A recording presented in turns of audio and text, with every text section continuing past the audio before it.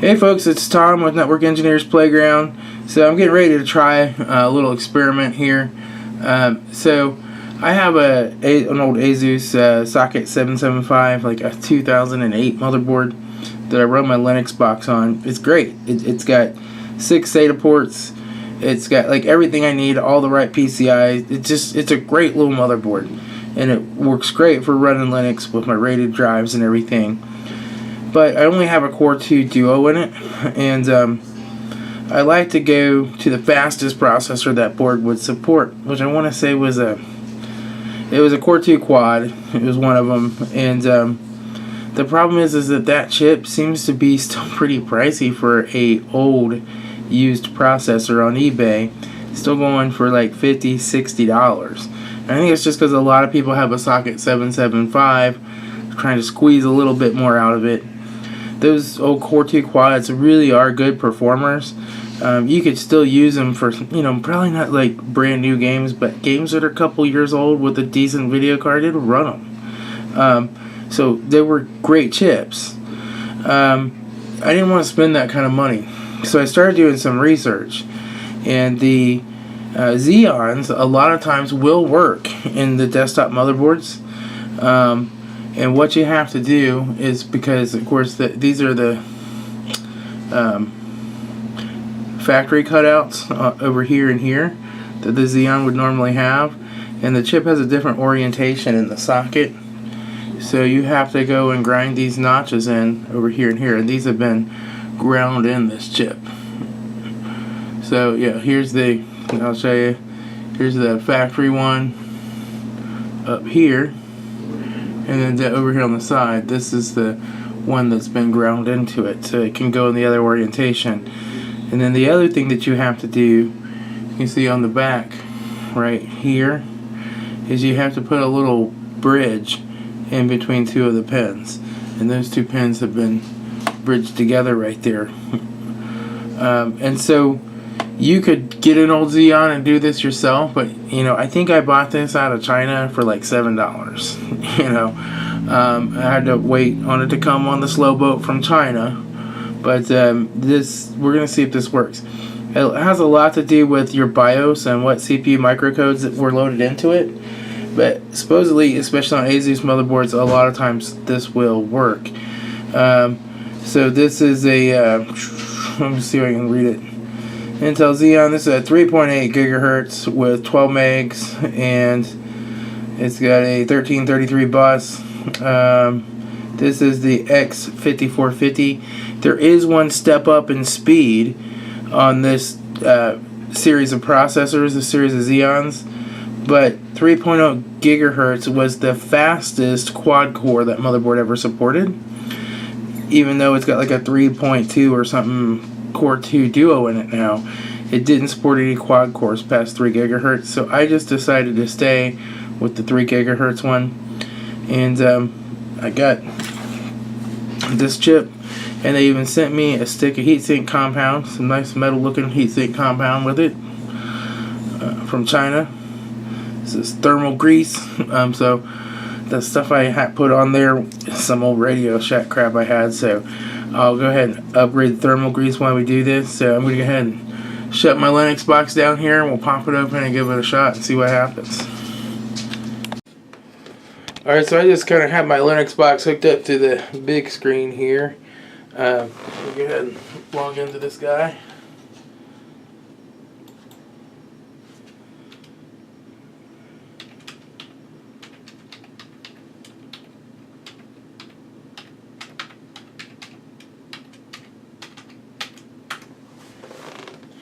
Alright, so I'll go ahead and open up terminal window.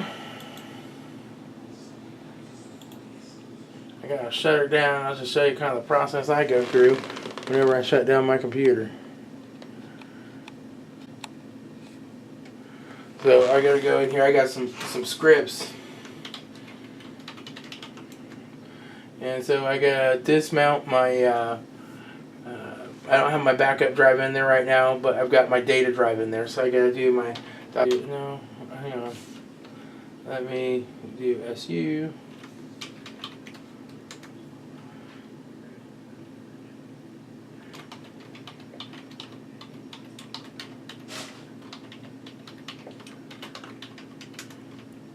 There we go. So this just basically dismounts my, it basically stops the Samba service and then unmounts the /data, which is where I keep all my data at, and then purchase the right cache, and then closes my crypto device. And now I'm safe to go ahead and shut down the server now that my crypto device is shut down. So now we'll just do a shutdown now. And let her shut down.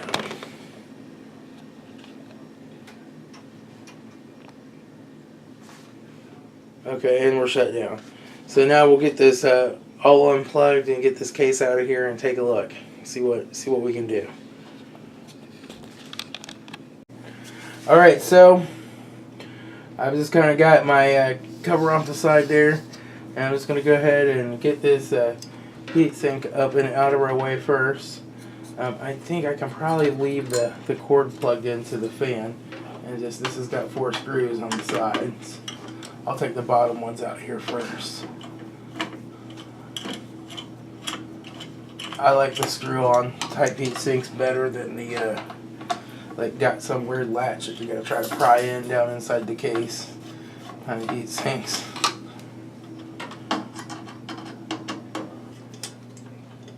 There we go. Okay. So I'm going to go ahead and unplug this fan just to get it out of the way here. Alright. So there's my chip right down in there. My socket 775 chip. I'm going to turn this down a little lower so it'll look a little better on camera that way. But we're just going to go down in here and pull this guy out.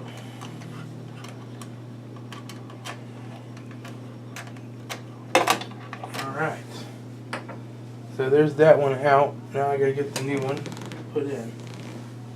Figure out what I did with it. Alright, so the old chip is out. It's here. I'm just looking to see if these line up right now. And with the new slots that they've ground in there, it appears that it does if these slots are big enough. We're going to find out. It would go just like this.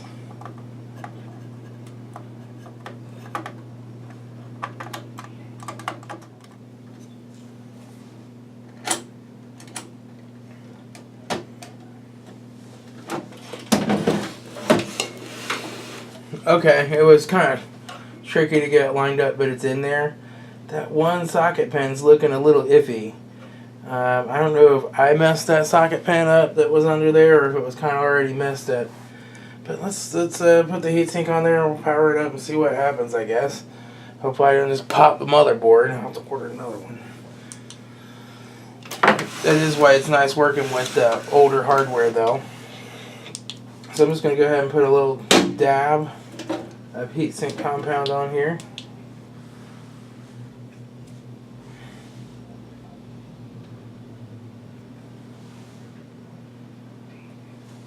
So we'll just kind of spread that around real nice, like so.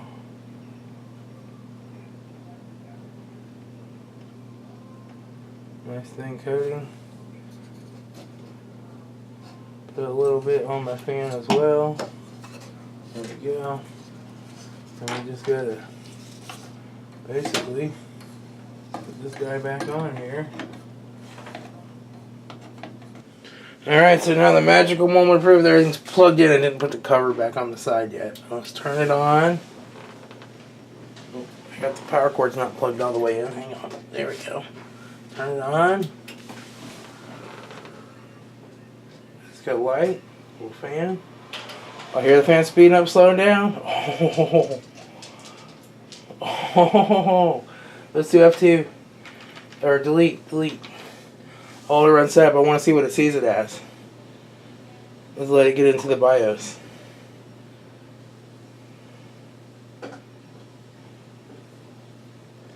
BIOS update to unleash the CPU's full power performance BIOS update process. Okay. Well, I think this has the latest BIOS I can get. But let's see what it sees it as. System information. Intel Xeon 5450 at 3.00 gigahertz. Pressing. Alright, I want to roll Linux. That's a normal message that comes up every time. It's something to do with the PCI bridge stuff.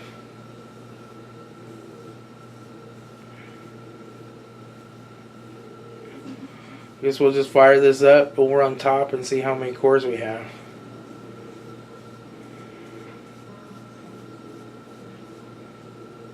I think top will show us how many cores we have. I'm not sure. We'll see.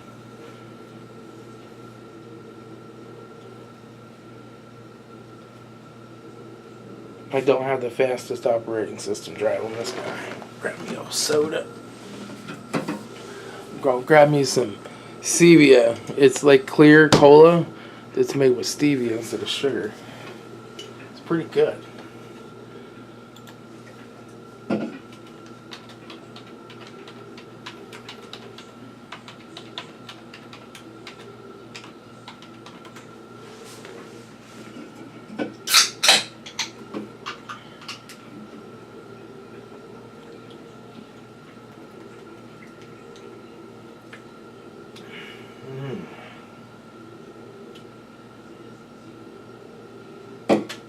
See, they left out the artificial. It's no artificial sweeteners, no sugar, but it contains caffeine. Like, oh yeah, baby, we gotta have the caffeine.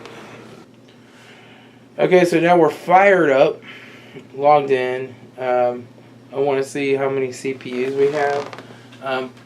I was looking. It doesn't look like top will really show us how many cores there are. Right, it shows us the percentage of the CPUs used for the different, things, but it doesn't show us how many cores there are. There's another command, Control C this, which is LSCPU, which that does tell us it's genuine Intel. It's an X5450. I'll zoom in a little here for you. And tells us some other information about it. But if you look at the very top up here, cores per socket is 4, and there's one socket. So that's good. There is also, on this CentOS box, a system monitor. And the system monitor will show us these CPUs. Let me just do something to try to generate a little usage here. You can see there. Let's open Firefox. Let's open that, and then we'll open VirtualBox. Or I don't have anything. I don't have an actual virtual machine built yet. But yeah, you can definitely see there they are. It's spreading the load across all of them just like it should. Nice and happy. So I'm happy with that. Heck yeah. So that's pretty sweet. I'm gonna go ahead and I guess get my Samba started up, get my encryption volume mounted, and get Samba started. So I can just do /scripts, or it's just /scripts, and then it's a data start. Oh crap! Hang on, cancel this. /scripts. I gotta do a sudo. And this is gonna be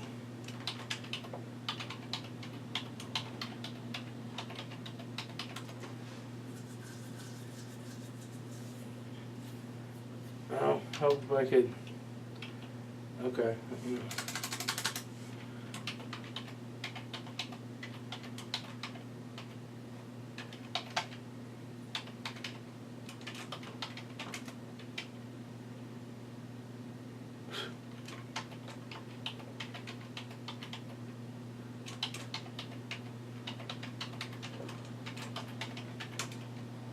Good. I thought I was going to have to call tech support there for a minute. Okay, now I can put the passphrases in for my encryption.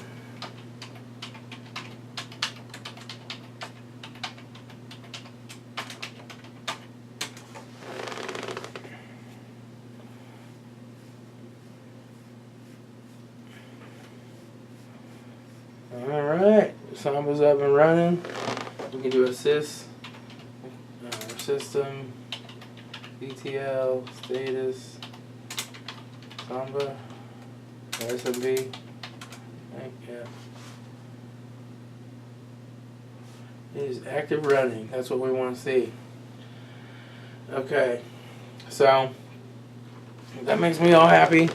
I'm going to go ahead and do my backups here. I haven't backed this thing up in a while. There's a whole process I go through for that because my backups are encrypted too. But I need to get my backups done in my backup drive and get that drive swapped out off site. And but I'm happy I got 4 cores.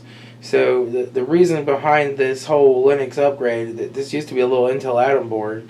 I put that Asus in, and then I got this chip. I upgraded the RAM. I've got 6 gigs of RAM in here now. Is because I'm going to run a product called Untangled, and basically it's a web monitoring software. It works really well. We use it where I work at for my day job, and it works really well. And I put an extra network card in here with 2 network ports on it, plus the onboard one. So this essentially will just become the firewall off my network, connected to my cable modem, and all traffic will go through it. And it runs on a virtual machine, and I'm going to run it inside a VirtualBox. So I've already created the machine for it. I can download the image. There's a 14-day trial, and for businesses it's really expensive. But for personal home use, they have it for like $50 a year. Just for that reason, people want to run it at home when they use it at work. So just to control keeping my son from going places he shouldn't be on the internet. He starts to get a little bit older here. He's 10 now. So that's another phase complete in this project. I now got the processing, RAM, and networking stuff I need to complete this project. So anyway, I'll talk to y'all later. This is Tom with Network Engineers Playground. I just thought I'd show you this. I'm doing my backups from an encrypted volume on my RAID 5, that's a software RAID 5, to an encrypted volume on a SATA controller. And before I was hitting like 80 to 90% when I would do this. And just look at these stats now. Let me zoom in here. So I'm just hanging at a nice solid, like right here, 9.8. This is dividing this all the way up across all of them. And looks like I hit almost 50% CPU utilization on my #1 core there. But it's just staying down around 14, 15%, 20%. Pretty normally all across all my cores now, spreading out that encryption traffic. That's so cool. Love it. Let's go make my backups go faster because I'm using rsync, which really uses SSH in the background, and then it's from an encrypted LUX partition to an encrypted LUX partition, and it's the one encrypted partition is on top of a RAID 5 using MD80M. So there's a lot of CPU creds going on. I don't know. Let's look at the processes and just see if we sort them by the top processes. GNOME's still using the most, it looks like. I'm not seeing the other stuff, but that might only be GNOME processes. It might not show the background processes. But it's pretty cool. That little Xeon's going to crank it out, man. Yeah, here real quick, let me zoom in and show you. I'm copying some big old files here, which are big backup snapshot image files. They're like a gig and a half a piece. You can see it's really starting to crank on the processors now, but it is so much better than it was. But check that out, man. Screening them through the blue core there hit 100%, the orange core hit 100%. There, orange just hit 100% again, but it's definitely spreading that load out quite a bit, cranking them through. I could just watch stuff like that all day long. It's like watching the washing machine run. You know, you gotta go get the butter knife and hold the switch down so you can watch it run. Anyway, that's it. I'll talk to y'all later.